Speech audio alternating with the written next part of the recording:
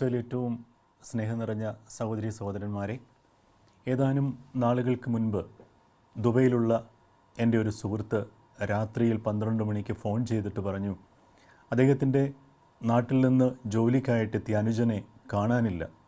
പുറത്തെവിടെയോ പോയിട്ട് നേരം രാത്രിയായിട്ടും തിരികെ കാണായികയാൽ അദ്ദേഹം എന്നോട് പറഞ്ഞു, നീ ഒന്ന് അന്വേഷിക്കുക. അപ്പോൾ ഞങ്ങൾ ഒന്നു ചേർന്ന് ആ അനുജന് കൊടുത്ത മൊബൈലിൽ ഫോൺ ചെയ്യുമ്പോൾ അദ്ദേഹത്തിൻ്റെ മൊബൈലിൽ നിന്ന് കിട്ടുന്ന ഉത്തരം, നിങ്ങൾ വിളിക്കുന്നയാൾ പരിധിക്ക് പുറത്താണ് എന്നാണ്.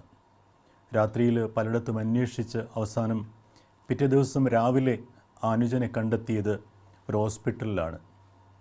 രാത്രിയിൽ റോഡ് ക്രോസ് ചെയ്യുമ്പോൾ ഒരു അപകടത്തിൽപ്പെട്ട് അദ്ദേഹത്തിൻ്റെ ഫോൺ കയ്യിൽ നിന്ന് തെറിച്ചു വീണ് സിമ്മൊക്കെ ഊരിപ്പോയി. ഒരു വിധത്തിലും കോണ്ടാക്റ്റ് ചെയ്യാനാകാതെ അദ്ദേഹത്തെ ആരോ ഹോസ്പിറ്റലിൽ അഡ്മിറ്റ് ചെയ്തു.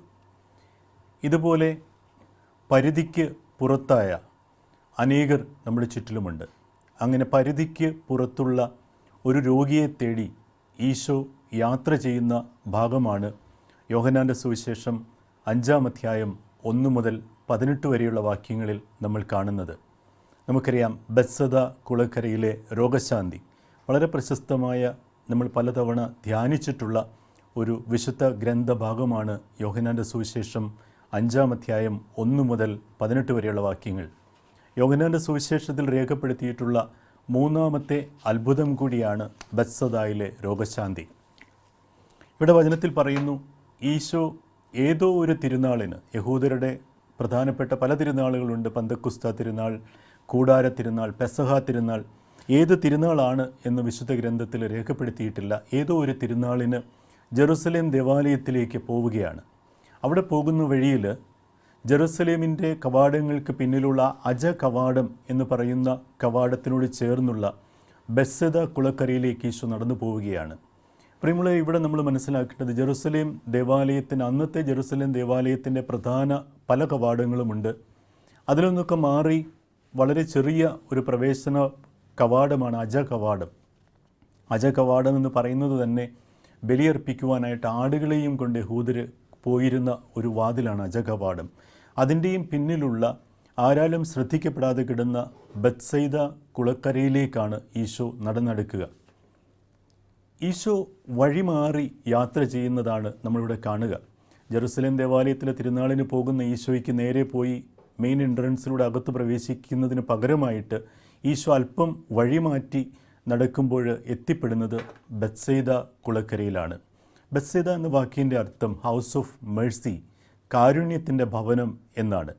ഈ ബെത്സൈദ കുളത്തിന് 5 മണ്ഡപങ്ങളുണ്ട്. ആ 5 മണ്ഡപങ്ങളോടും ചേർന്ന് അനേക രോഗികൾ സൗഖ്യത്തിനായിട്ട് കാത്തുകിടക്കും.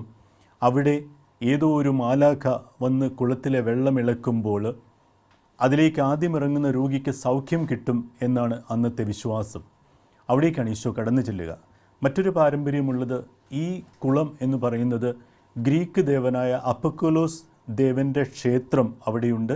ആ ക്ഷേത്രത്തിനോട് ചേർന്ന കുളമാണ് ഇതെന്നൊരു വിശ്വാസമുണ്ട്. ഏതായാലും ഇവിടേക്ക് ഈശോ നടന്നു ചെല്ലുമ്പോൾ അനേകം രോഗികളുണ്ട്. ആ രോഗികളിൽ 38 വർഷമായി തളർന്നു കിടക്കുന്ന ഒരു രോഗിയുടെ അടുത്തേക്കാണ് ഈശോ എത്തുക. അവിടെ വന്നിട്ട് അവനോട് ചോദിക്കുന്നത്, നിനക്ക് സൗഖ്യം പ്രാപിക്കാൻ ആഗ്രഹമുണ്ടോ? പ്രിയമുള്ളവരെ, ഈ രോഗി ഏത് ജാതിക്കാരനാണ്, ഏത് മതക്കാരനാണ് എന്നിവിടെ വ്യക്തമാക്കുന്നില്ല. അവൻ യഹൂദനാണോ എന്ന് യാതൊരു വിധത്തിലുള്ള പരാമർശവും ഈ സുവിശേഷ ഭാഗത്തില്ല. ആ കുളത്തിൻ്റെ ചുറ്റും വിവിധ മതക്കാരായ വിശ്വാസത്തിലുള്ള അനേകം ആളുകൾ അന്ന് കടന്നു വന്നിരുന്നു. കാരണം അത് അപ്പക്കലോസ് ദേവൻ്റെ ക്ഷേത്രവുമായിട്ട് ബന്ധമുണ്ട്, യഹൂദ പാരമ്പര്യവുമായിട്ട് ബന്ധമുണ്ട്, സൗഖ്യത്തിനായിട്ട് അനേകർ കടന്നു വരുന്ന സ്ഥലമാണിത്.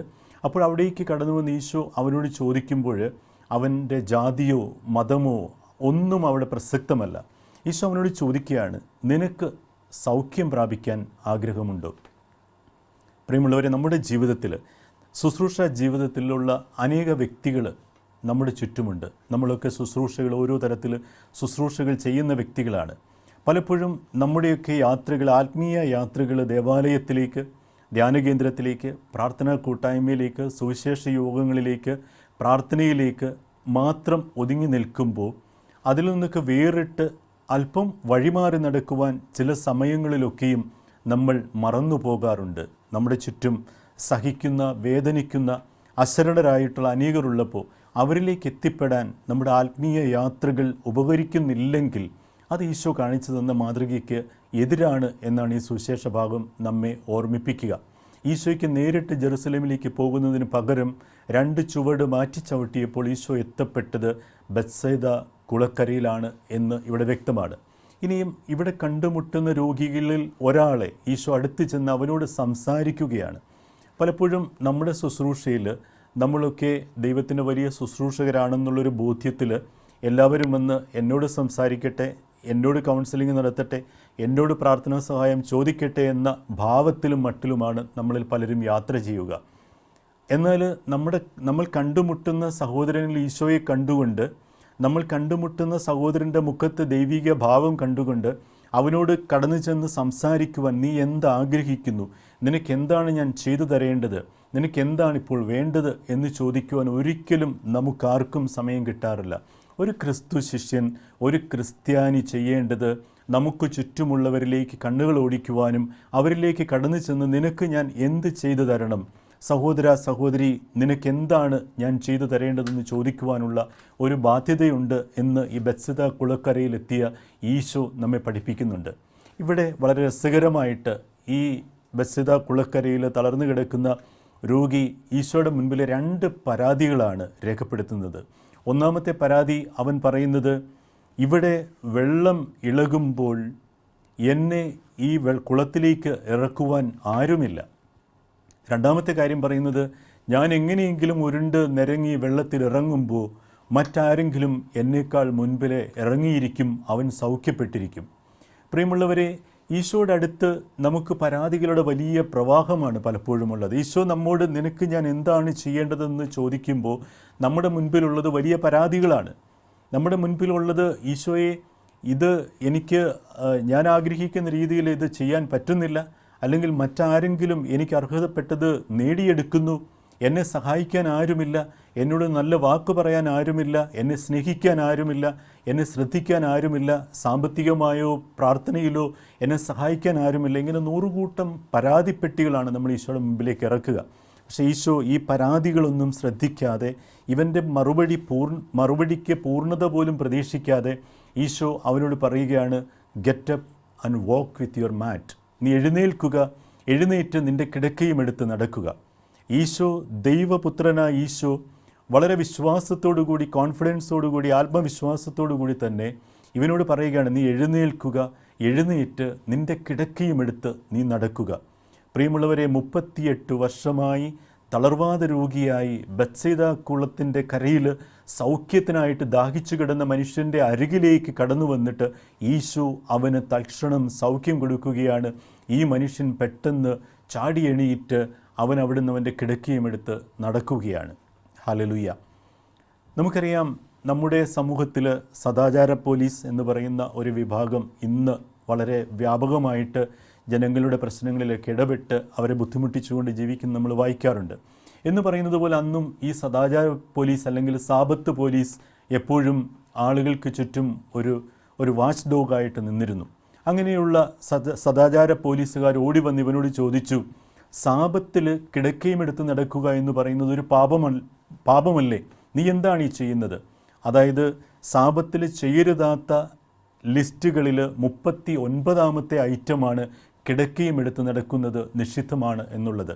അങ്ങനെ ആ ലിസ്റ്റിലെ 39ാമത്തെ ഐറ്റം ലംഘിച്ച ഇവനെ ചുറ്റും കൂടി യഹൂദ സാബത്ത് പോലീസ് എന്ന് ഞാൻ വിളിക്കും. അവർ ചോദിക്കുകയാണ്, നീ എന്തുകൊണ്ടാണ് കിടക്കയും എടുത്ത് നടക്കുക?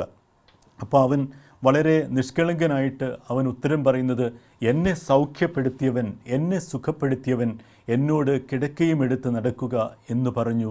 ഞാൻ അതനുസരിച്ചു.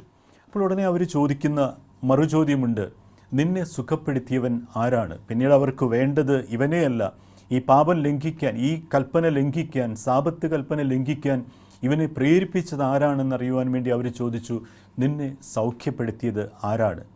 അവൻ തിരിഞ്ഞു നോക്കിയിട്ട് ഈശോയെ കണ്ടില്ല. വചനം ഇങ്ങനെയാണ് പറയുന്നത്, അവൻ ജനക്കൂട്ടത്തിനിടയിലേക്ക് മറഞ്ഞു കഴിഞ്ഞിരുന്നു. തന്നെ സൗഖ്യപ്പെടുത്തിയത് ആരാണെന്ന് ഈ മനുഷ്യൻ അറിഞ്ഞില്ല. ഹല്ലേലൂയ. പ്രിയമുള്ളവരെ, ദൈവപുത്രനായ ഈശോ തൻ്റെ അരികിൽ വന്ന് എഴുന്നേറ്റ് നടക്കൂ എന്ന് പറഞ്ഞ് സൗഖ്യം നൽകിയിട്ട് ഈ വ്യക്തിക്ക് ഈശോയെ തിരിച്ചറിയാനായിട്ട് സാധിച്ചില്ല. നമ്മുടെ ജീവിതത്തിലും ഈശോയുടെ ഇടപെടലുകൾ പല വിധത്തിലും പല സമയത്തും പല രീതിയിലുണ്ടാകാറുണ്ട്. എൻ്റെ ജീവിതത്തിൽ ഇടപെടുന്നവൻ ജീവിക്കുന്ന ദൈവത്തിൻ്റെ പുത്രനായ മിശിഹായാണ്, ഈശോയാണ് എന്ന് പലപ്പോഴും തിരിച്ചറിയാനോ ആ ഒരു ബോധ്യത്തിലേക്ക് വളരാനോ നമുക്ക് സാധിക്കാറില്ല. ഈശോയാണ് തന്നെ സുഖപ്പെടുത്തിയതെന്ന് ഈ തളർവാദ രോഗി അറിഞ്ഞില്ല. അവൻ്റെ ജീവിതത്തിലെ വലിയൊരു സംഭവം, വലിയൊരു അത്ഭുതം ഇവിടെ നടക്കുകയാണ്. പക്ഷേ മറ്റൊരു രീതിയിൽ ചിന്തിച്ചാൽ ഈശോ വലിയ ഈ അത്ഭുതം സംഭവിപ്പിച്ചതിന് ശേഷം, നടത്തിയതിന് ശേഷം ഈശോ അവിടെ നിന്ന് വളരെ പെട്ടെന്ന് നൈസായിട്ട് സ്കിപ്പാവുകയാണ്. വളരെ നൈസായിട്ട് അവിടെ നിന്ന് ഈശോ ജനക്കൂട്ടത്തിനിടയിലേക്ക് പിൻവാങ്ങുകയാണ് ചെയ്തത്. പ്രിയമുള്ളവരെ, 25 വർഷമായി സഭയോടൊത്ത്, കരിസ്മാറ്റിക് നവീകരണത്തോടൊത്ത് ജീവിക്കുന്ന, പ്രവർത്തിക്കുന്ന ഒരു വ്യക്തി എന്ന നിലയിൽ ഞാൻ പലപ്പോഴും ചിന്തിക്കാറുണ്ട്, ഈശോ എത്ര വലിയ ഒരു ഉദാത്തമായ മാതൃകയാണ് ഇവിടെ നമ്മുടെ മുൻപിൽ അവതരിപ്പിക്കുക. നമ്മൾ പലരും ശുശ്രൂഷകരാണ്. നമ്മിൽ പലർക്കും അത്ഭുത ശാന്തിക്കുള്ള വരങ്ങളുണ്ട്, രോഗശാന്തിക്കുള്ള വരങ്ങളുണ്ട്, പലർക്കും പ്രാർത്ഥനാ വരങ്ങളുണ്ട്, പലർക്കും പരിശുദ്ധാത്മാവിൻ്റെ എല്ലാ വരങ്ങളും ലഭിച്ച പല വ്യക്തികളും നമ്മുടെ ഇടയിൽ വളരെ സജീവമായിട്ട് കരിസ്മാറ്റിക് നവീകരണത്തിലും പ്രാർത്ഥനാ കൂട്ടായ്മകളിലുമൊക്കെയുമുണ്ട്. പക്ഷേ നമ്മളൊക്കെ ശുശ്രൂഷകൾ ചെയ്യുമ്പോൾ പലപ്പോഴും അത് പേരിനോ പ്രശസ്തിക്കോ നമ്മുടെയൊക്കെ സ്ഥാപനങ്ങളുടെ വളർച്ചയ്ക്കോ വ്യക്തിപരമായ വളർച്ചയ്ക്കോ ഒക്കെ മാത്രമായിട്ട് നമ്മൾ ഈ വരദാനങ്ങളെ ഉപയോഗിക്കുന്നു എന്നുള്ള പരാതികൾ പൊതുവേ സമൂഹത്തിൽ നിലനിൽക്കുന്നുണ്ട്. സാമൂഹ്യ മാധ്യമങ്ങളിലും മറ്റ് ദൃശ്യ മാധ്യമങ്ങളിലൂടെയുമൊക്കെ കരിസ്മാറ്റിക് നവീകരണത്തെയും ക്രൈസ്തവ വിശ്വാസത്തെയും അതിലൂടെ ക്രിസ്തുവിനെ തന്നെയും അവഹേളിക്കപ്പെടുമ്പോൾ ഇതിനൊക്കെ ഉത്തരവാദികൾ നമ്മൾ തന്നെയല്ലേ എന്ന് ചിന്തിക്കേണ്ടതുണ്ട്. അതിനൊക്കെ വിരുദ്ധമായിട്ട് ഈശോ ഇവിടെ നമ്മുടെ മുൻപിൽ കാണിക്കുന്ന വലിയ ഒരു സന്ദേശം ഇതാണ്. നമ്മൾ അത്ഭുതങ്ങൾ പ്രവർത്തിക്കുമ്പോൾ, രോഗശാന്തി ശുശ്രൂഷകൾ ചെയ്യുമ്പോൾ അവിടെ നിന്ന് അതിൻ്റെ ക്രെഡിറ്റ് വാങ്ങാതെ, അവിടെ നിന്ന് അതിൻ്റെ അപ്രീസിയേഷൻ വാങ്ങാതെ, മറ്റുള്ളവർ നമ്മെ സ്തുതിക്കുന്നതിനായിട്ട് കാത്തു നിൽക്കാതെ അവിടെ നിന്ന് പിൻവാങ്ങുകയാണ് മറ്റൊരു ശുശ്രൂഷ മേഖലകളിലേക്ക്. ഇവിടെ വളരേണ്ടത് ഞാനല്ല, ഇവിടെ വളരേണ്ടത് ശുശ്രൂഷകനല്ല, മറിച്ച് ഈശോയാണ്, ദൈവമാണ് എന്നുള്ള വ്യക്തമായ ഒരു സന്ദേശം ഇവിടെ ഈശോ നമുക്ക് നൽകുന്നുണ്ട്. ഈശോ ഇവനെ സുഖപ്പെടുത്തിയതിന് ശേഷം ജനക്കൂട്ടത്തിലേക്ക് പിൻവാങ്ങി ഈശോ നേരെ പോയത് ദേവാലയത്തിലേക്കാണ്. പിതാവായ ദൈവത്തിന് നന്ദി പറയുവാൻ, ദൈവത്തെ മഹത്വപ്പെടുത്തുവാൻ ഈശോ ദേവാലയത്തിലേക്ക് പോയി. അപ്പോൾ ഈ യഹൂദരെ ചോദിക്കുമ്പോൾ തന്നെ സുഖപ്പെടുത്തിയത് ആരാണെന്ന് ഒരാളെ ചൂണ്ടിക്കാണിച്ചു കൊടുക്കുവാൻ ആ മനുഷ്യന് കഴിഞ്ഞില്ല. കാരണം ഈശോ ജനക്കൂട്ടത്തിലേക്ക് വലിഞ്ഞു കഴിഞ്ഞിരുന്നു, പിന്മാറിയിരുന്നു. നമ്മുടെയൊക്കെ ശുശ്രൂഷകളിൽ നമുക്ക് ഇന്ന് ചിന്തിക്കാൻ പറ്റുന്ന വലിയ ഒരു ധ്യാന വിഷയം കൂടിയാണ് ഇതെന്ന് എനിക്ക് തോന്നുകയാണ്. കാരണം നമ്മൾ ചെയ്യുന്ന പ്രവൃത്തികളൊക്കെയും ദൈവനാമ മഹത്വത്തിനായിട്ട് നമ്മൾ സമർപ്പിക്കുമ്പോൾ അവിടെ ഞാനല്ല വളരേണ്ടത്, പൗലോസ്ലീഹ പറയുന്നത് പോലെ എന്നിലെ ക്രിസ്തുവാണ് വളരേണ്ടത് എന്നുള്ള വലിയൊരു ബോധ്യം നമുക്ക് നൽകുകയാണ്.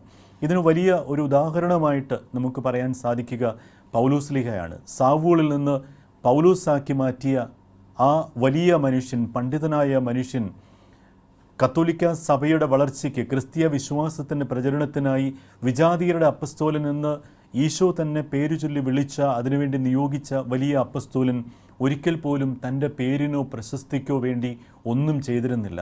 അദ്ദേഹം സഞ്ചരിച്ച യാത്രകളിൽ അനേകം അത്ഭുതങ്ങളുണ്ടായിട്ടുണ്ട്.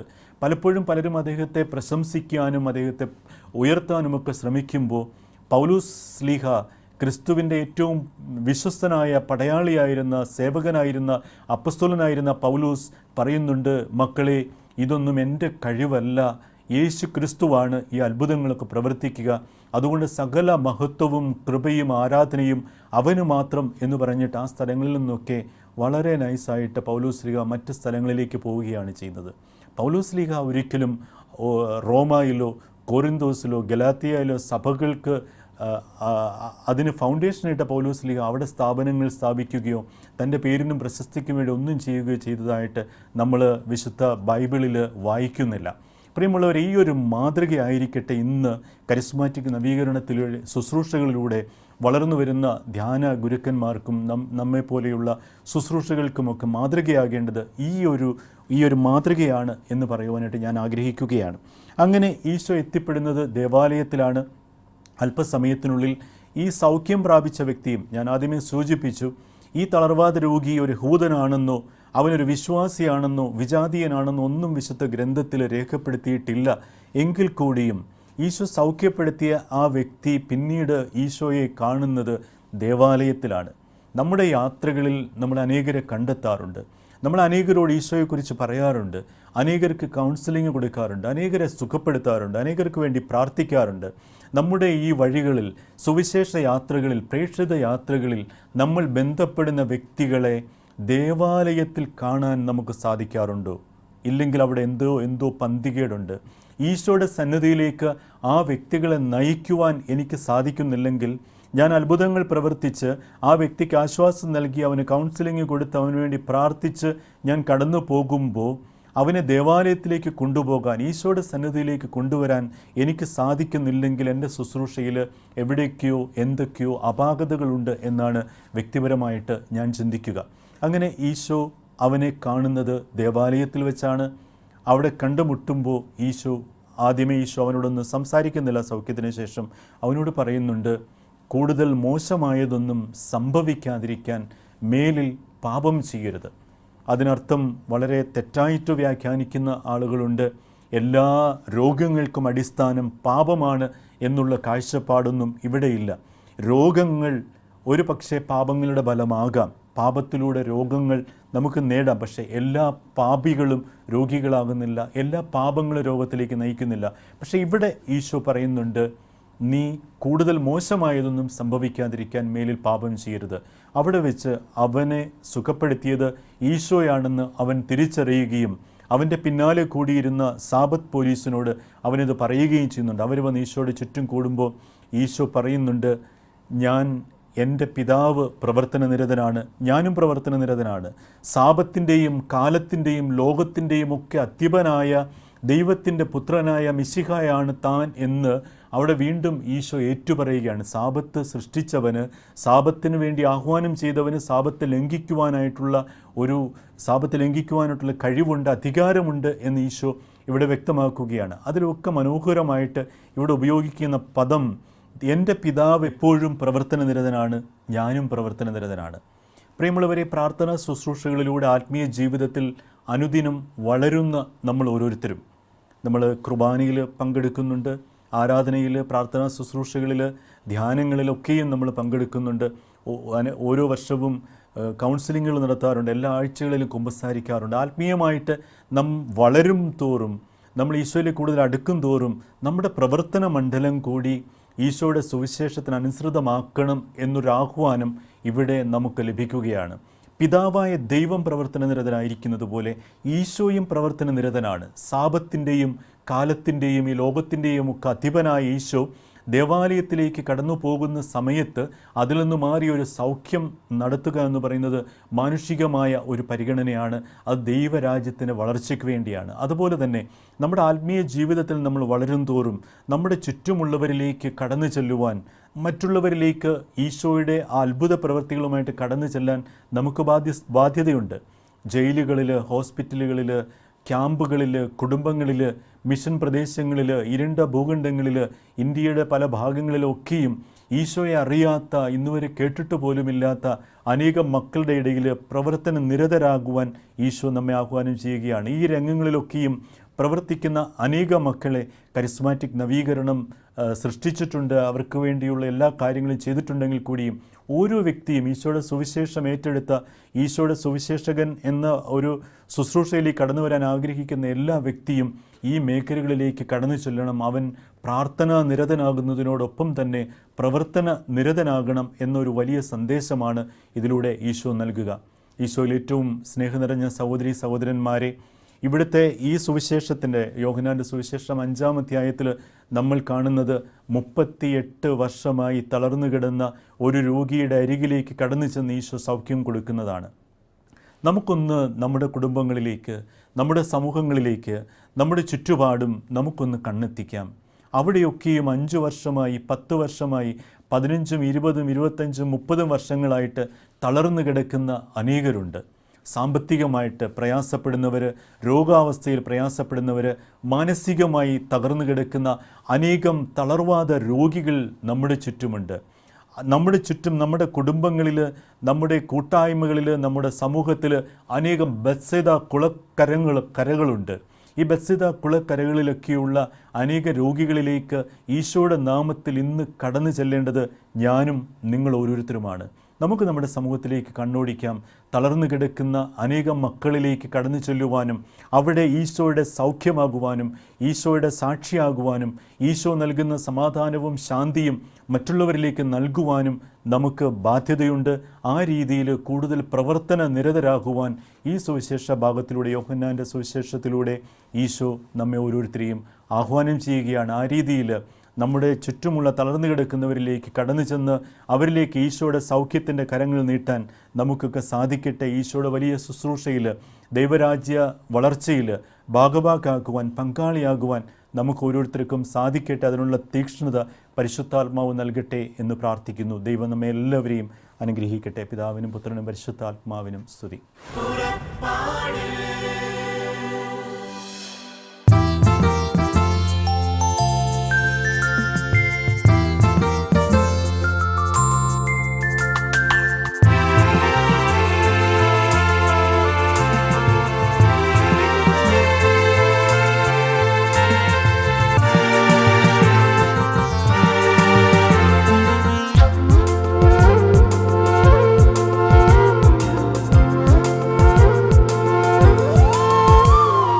പാടിടാം സ്നേഹകീർത്തനം, മോദമായി മഹത്വ കീർത്തനം. നശ്വരമീ ലോകമോഹമൊക്കെയും ജയിച്ചിത അനശ്വരം വിശുദ്ധ പദവിയിൽ എത്തിടുന്നു സ്നേഹസാക്ഷിയായി. പാടിടാം സ്നേഹകീർത്തനം, മോദമായി മഹത്വ കീർത്തനം. നശ്വരമീ ലോകമോഹമൊക്കെയും ജയിച്ചിത അനശ്വരം വിശുദ്ധ പദവിയിൽ എത്തിടുന്നു സ്നേഹസാക്ഷിയായി. കേരള സഭ തൻ ആനന്ദമായി വിശുദ്ധയായിടുന്നവൾ മറിയം ത്രേസ്യ. പ്രാർത്ഥിക്കണേ സ്വർഗസന്നിധി, ഞങ്ങൾക്കായി നീ എന്നും മറിയം ത്രേസ്യേ.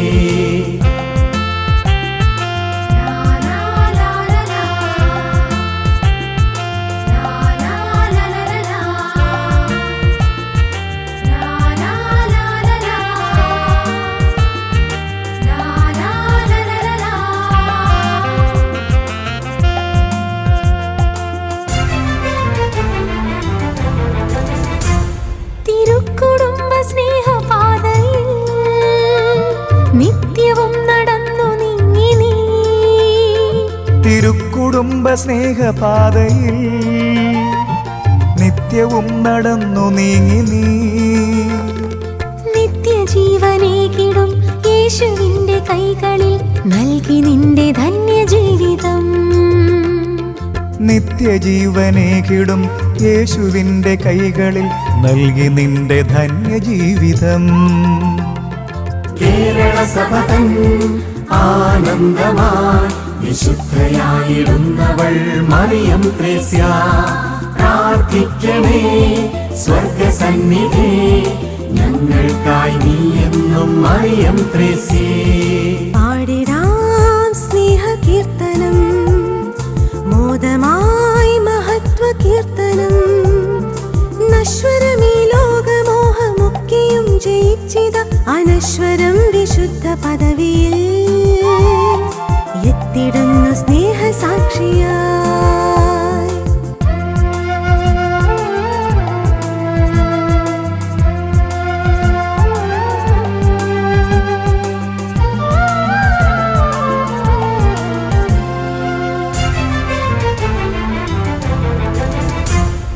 ഭരണങ്ങാനം പ്രദേശവും പുല്ലൂരും മാന്നാനവും. ഭരണങ്ങാനം പ്രദേശവും ഒല്ലൂരും മാന്നാനവും. ലോകസീമയോളവും പേരുകേട്ട കേട്ട പോലവേ അറിഞ്ഞിടുന്നു പുത്തൻ ചിറയും. ലോകസീമയോളവും പേരു കേട്ട പോലവേ അറിഞ്ഞിടുന്നു പുത്തൻ ചിറയും. കേരള സഭ തൻ ആനന്ദമായി വിശുദ്ധയായിടുന്നവൾ മറിയം ത്രേസ്യ. പ്രാർത്ഥിക്കണേ സ്വർഗസന്നിധി ഞങ്ങൾക്കായി നീ എന്നും മറിയം ത്രേസ്യേ. പാടിടാം സ്നേഹകീർത്തനം, മോദമായി മഹത്വ കീർത്തനം. നശ്വരമാം ലോകമോഹമൊക്കെയും ജയിച്ചിത അനശ്വരം വിശുദ്ധ പദവിയിൽ എത്തിടുന്നു സ്നേഹസാക്ഷിയായി.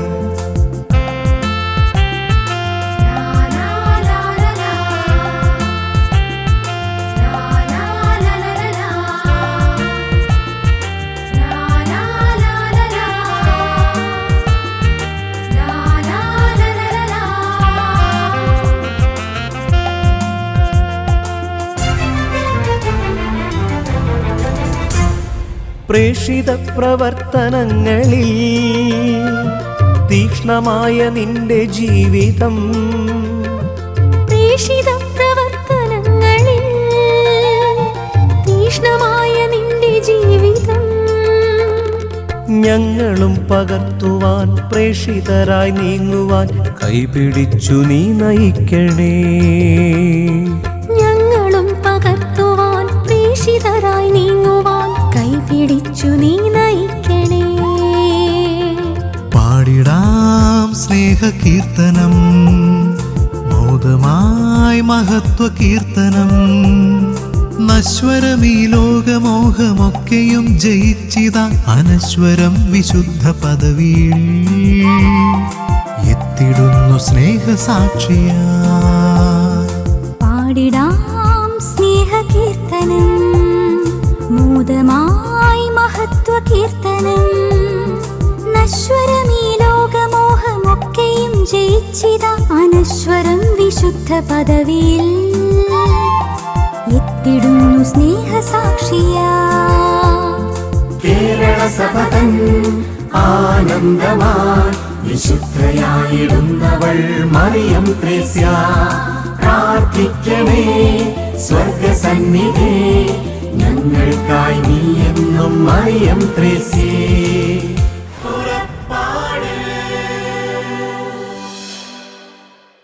ഈ പ്രോഗ്രാമിനെ കുറിച്ചുള്ള നിങ്ങളുടെ വിലയേറിയ അഭിപ്രായങ്ങളും നിർദ്ദേശങ്ങളും ഇമെയിലിലൂടെ ഞങ്ങളെ അറിയിക്കുക. purapada.ua@gmail.com. പരിശുദ്ധാത്മവരങ്ങളാലെന്നും ഹൃദയത്തിനകതാരു നിറയ്ക്കും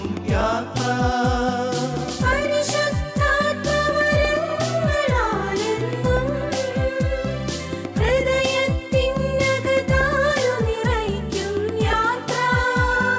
മേഘത്തണലായി അഗ്നിനാ